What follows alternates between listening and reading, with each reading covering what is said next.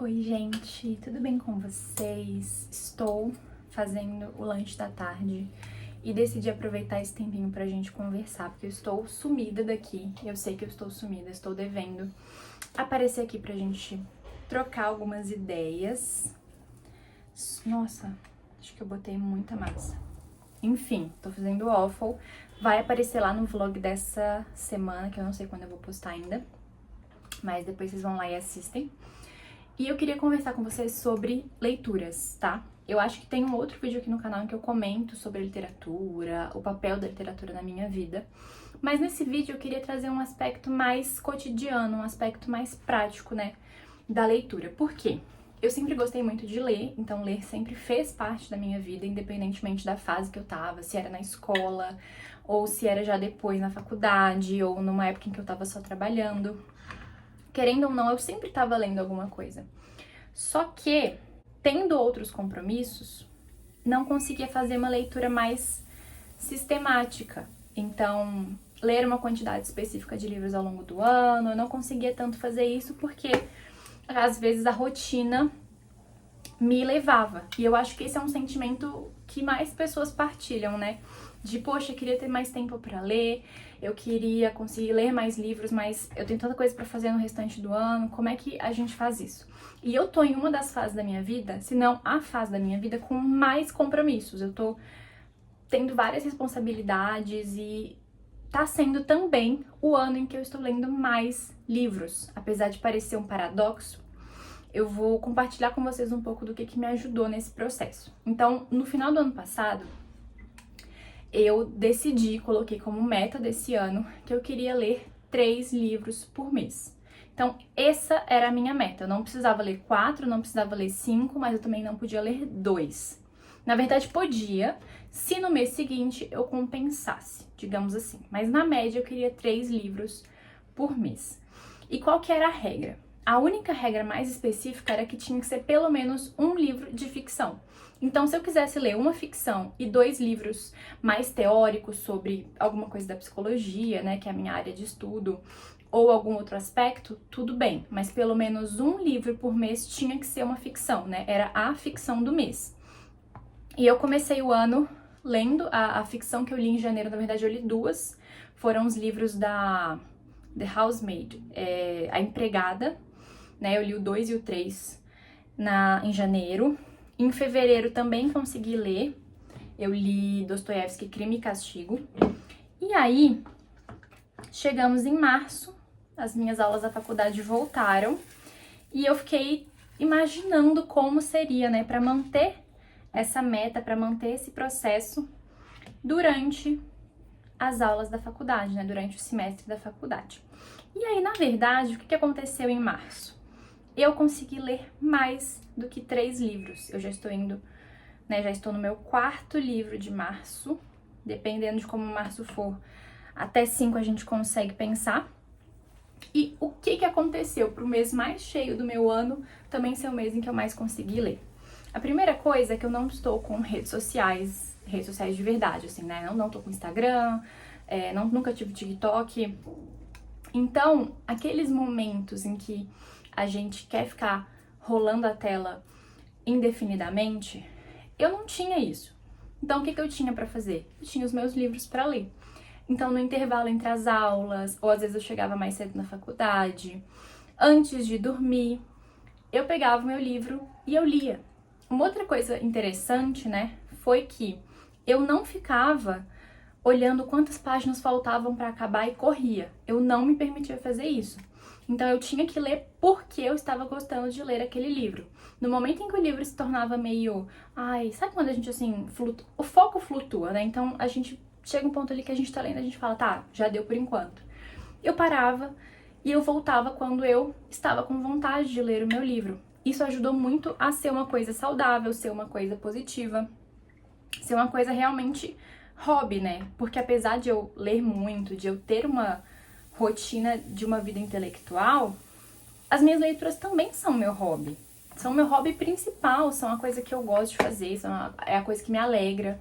Então, não posso deixar que isso se transforme em uma coisa chata, em uma coisa estressante, uma coisa desgastante.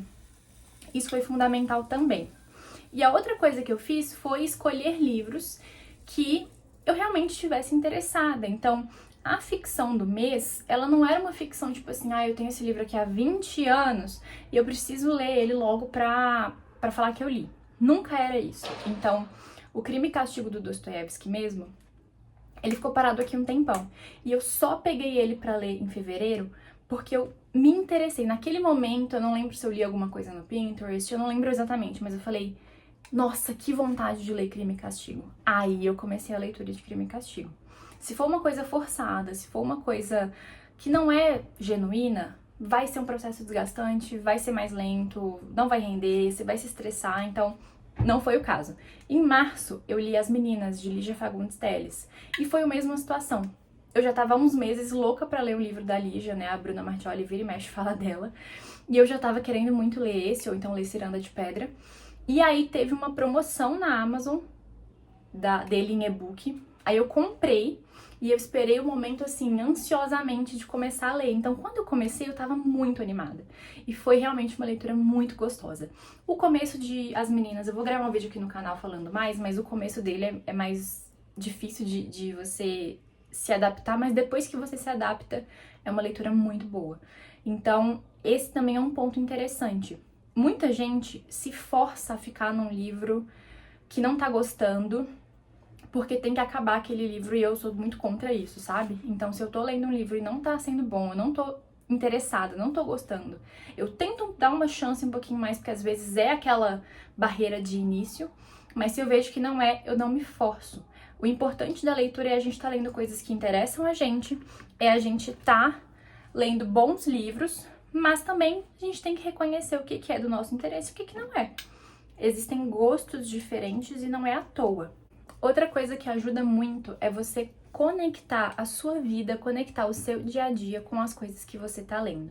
Eu sei que os livros que a gente lê nem sempre falam de situações que a gente necessariamente está vivendo, mas eu sinto que em alguma medida a boa literatura se conecta sim, fala sim do que a gente tá vivendo. Então eu tava lendo esse mês também Meu Quintal é Maior que o Mundo, do Manuel de Barros, que é um livro belíssimo, que livro maravilhoso. Foi um dos livros assim que eu terminei chorando, porque foi muito bonito, muito bonito. O final dele é sem palavras. E eu tava lendo esse então, e é claro que o Manuel de Barros ele escreve sobre as coisas mais insignificantes, né? Ele mesmo fala que o que é bom para o lixo é bom para a poesia. Então a poesia dele busca desexplicar. Ele vai nas coisas mais simples da vida. Talvez por ser tão simples, né? A gente consegue ver no que ele tá falando coisas nossas, processos nossos, sentimentos nossos.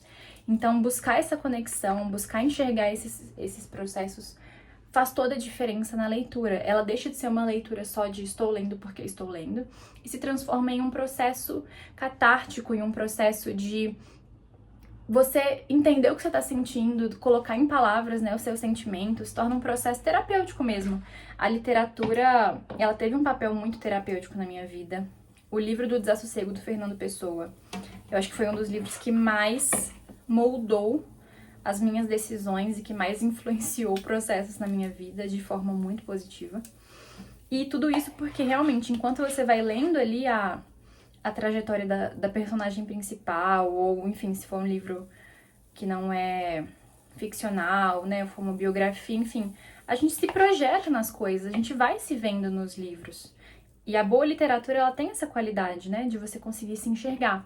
Então, eu tava lendo Crime e Castigo e, meu Deus, nunca cometi um assassinato, Deus o livre, nunca fiz nada do tipo, mas naqueles processos difíceis que o Raskolnikov estava passando, ele estava vivendo processos interiores que são muito similares aos que a gente passa em qualquer situação, sabe? Então, apesar de a situação externa não ser a mesma, internamente, a gente muitas vezes se depara com os mesmos dilemas, né? A boa literatura, pra mim, ela é quase universal, se não for universal de fato. Porque é isso, o ser humano pode estar enfrentando situações diferentes, mas a gente tem um campo comum, né, das nossas emoções, da forma como a gente lida com elas. Às vezes a gente vai ler uma coisa muito diferente do que a gente sente, pensa ou é, mas que também ensina alguma coisa pra gente. Então, olhar a literatura não com aquela visão meio chata de preciso ler porque sim, preciso cumprir essa meta, mas realmente como um objeto de reflexão, sabe? Eu gosto muito de conectar o que eu tô lendo com outras coisas, eu gosto de conectar o que eu tô lendo com músicas que eu já ouvi, com filmes ou com cenas de séries, eu gosto de entrelaçar, né, todas essas artes para conseguir refletir, para conseguir pensar coisas. Então, por exemplo, pensar numa personagem específica e como ela representa tal verso de tal música e como o que Clarice Lispector escreveu tá totalmente relacionado com essas outras duas coisas. E quando você vai conectando isso, você vai vendo a literatura, vendo a arte tomar forma e forma presente na sua vida, sabe?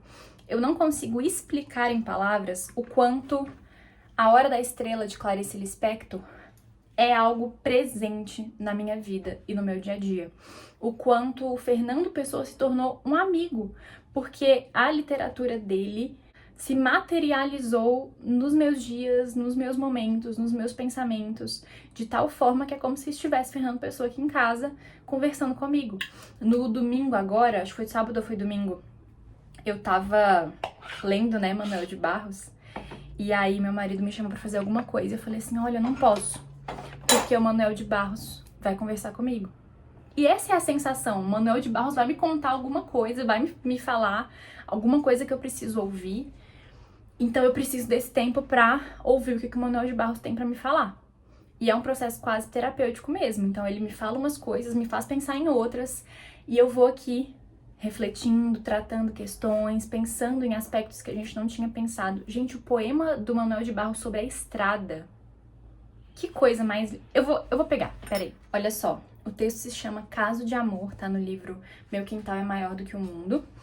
E ele fala o seguinte: uma estrada é deserta por dois motivos, por abandono ou por desprezo. Esta que eu ando nela agora é por abandono. Esta estrada melhora muito de eu ir sozinho nela.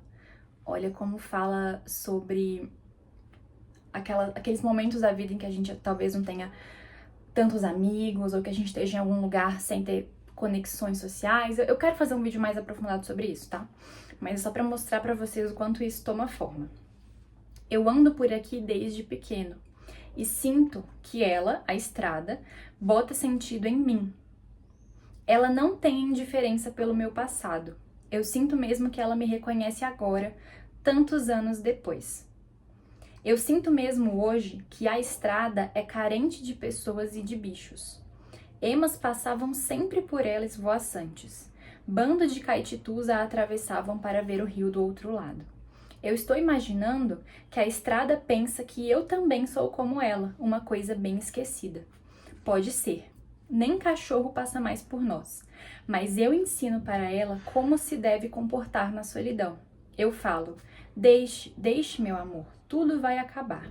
Numa boa. A gente vai desaparecendo igual quando Carlitos vai desaparecendo no fim de uma estrada. Deixe, meu amor. Olha que coisa mais linda. Primeiro, essa ideia, né, da estrada, da infância, dessa história de vida mesmo. A gente tem momentos de solidão, né? Não é todo lugar que a gente chega e a gente faz um monte de amigos. Ou, às vezes, na vida, eu tenho outro vídeo aqui no canal sobre isso. Aqueles momentos em que as pessoas se vão, em que a gente corta pontes, em que a gente vê as velhas amizades indo embora. Olha que lindo, sabe? Ele tá falando de uma coisa tão simples, é a estrada. Mas ele tá falando de uma coisa tão complexa, né? Esses momentos de solidão da vida. Mas eu ensino para ela como se deve comportar na solidão. Eu falo, deixe, meu amor, tudo vai acabar. Quer dizer, um dia as coisas vão acabar, isso aqui é só parte do processo.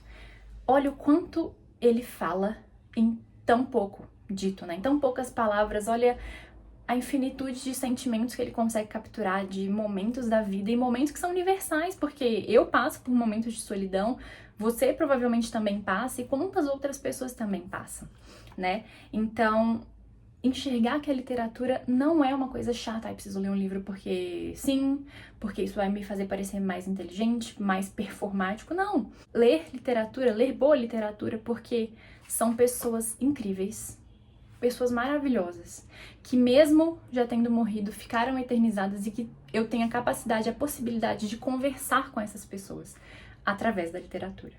Essas pessoas conseguem falar uma coisa pra mim, uma coisa que é tão profunda às vezes dentro de mim, que a gente às vezes nem compartilha com ninguém, mas que a gente pode compartilhar com o Manuel de Barros, pode compartilhar com o Fernando Pessoa, pode compartilhar com a Clarice, porque ela vai te ouvir e ela vai te falar alguma coisa dessa magnitude.